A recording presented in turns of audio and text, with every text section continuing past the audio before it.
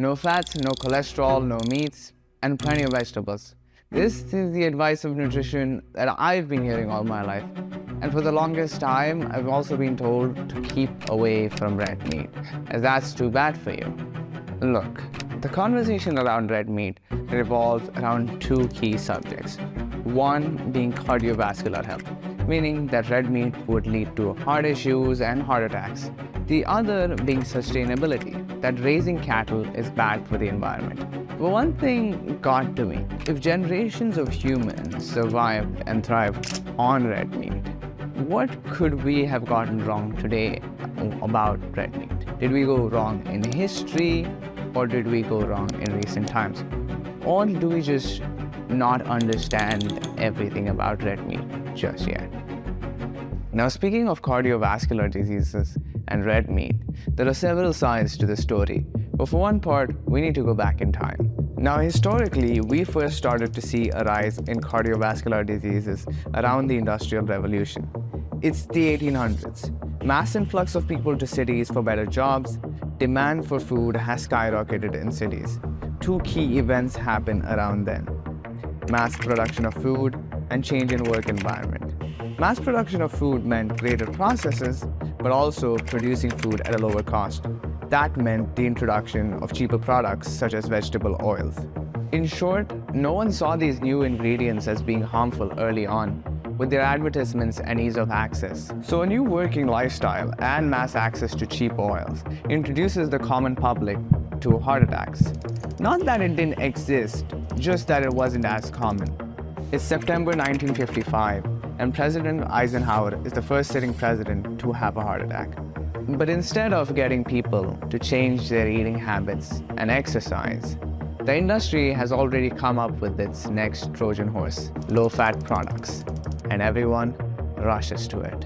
Low-fat mayo, low-fat cream cheese, low-fat milk, low-fat frozen yogurt. It even makes its way to pop culture. And with this sweet little problem comes character too: sugar. Lots of sugar. Lots of extra sugar to compensate for lack of flavor. Now you see, when they removed the fat from low-fat products, they had to replace them with extra sugar. Now, not only is the problem hidden, it's been raised. Basically, you now have people thinking they're having something healthy. And amidst all of this, there was a researcher by the name of John Newton who noticed that something was going wrong here. And in the 1960s, he came out with a study showing the effects of sugar on cardiovascular diseases, challenging the ideas that were understood at that time.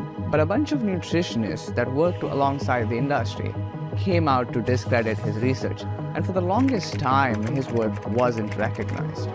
And with all of that happening together, obesity and the occurrence of cardiovascular diseases just skyrocketed. Now, even with all of the information we have now and research we have now, establishing the harms of sugar, low-fat and fat-free products continue to run in popularity.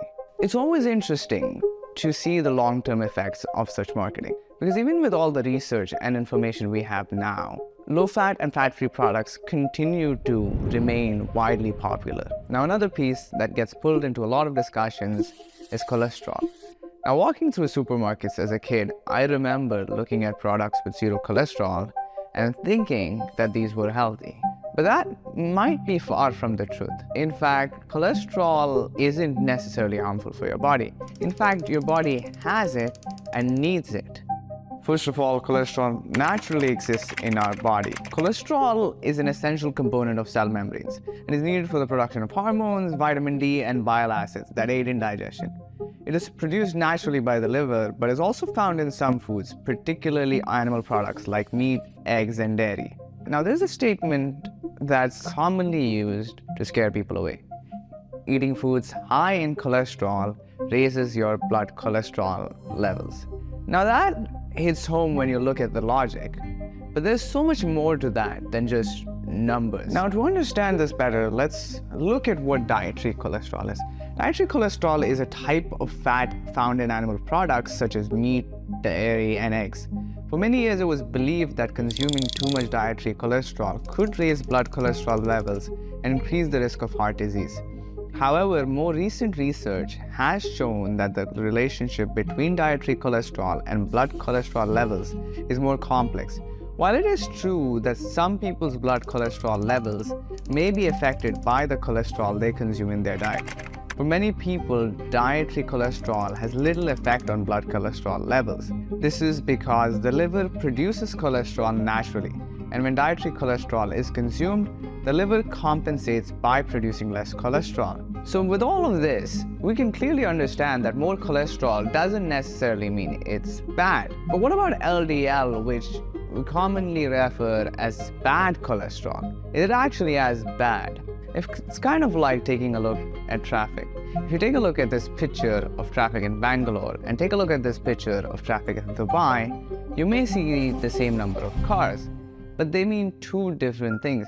In one of them, you're going to reach home sooner, and in the other, you're stuck. And that's the same with cholesterol counts. Is it stuck in your arteries or blood vessels, or is it simply transporting nutrients? And it is pretty similar when you take a look at cholesterol counts. Is it stuck in your arteries or blood vessels, or is it simply transporting more nutrients? Because it is the blockages in the arteries that are one of the major reasons for heart attacks. Now that we've gone through all of this, why should you consume red meat? It's probably a good reason why generations of humans consumed meat. Meat has shown to present a lot of benefits to a human diet. One of the key reasons is improvement in cardiovascular function. That simply means how your heart functions. Contrary to what we've been told for a long time, meat when served properly can be a clear winner to improving cardiovascular function. And then, meats are high in dietary fats and protein. Now, dietary fats at one time was popularly known to be harmful for you. But with studies we have now, it's a clear winner when it comes to promoting good cardiovascular function. And when they compared beef as a protein source to other protein sources such as soy and potato, there was quite a nutritional difference found, even in the occurrence of things like amino acids, for instance. But that doesn't mean you can have a greasy cheeseburger and get away with it. Meat helps with the right amount of nutrients. Red meat is a rich source of heme iron, which is more easily absorbed by the body than non-heme iron found in plant-based foods. Iron is important for carrying oxygen to the cells in the body and preventing anemia. Compared to other sources of iron, red meat is one of the most effective ways for the body to absorb iron.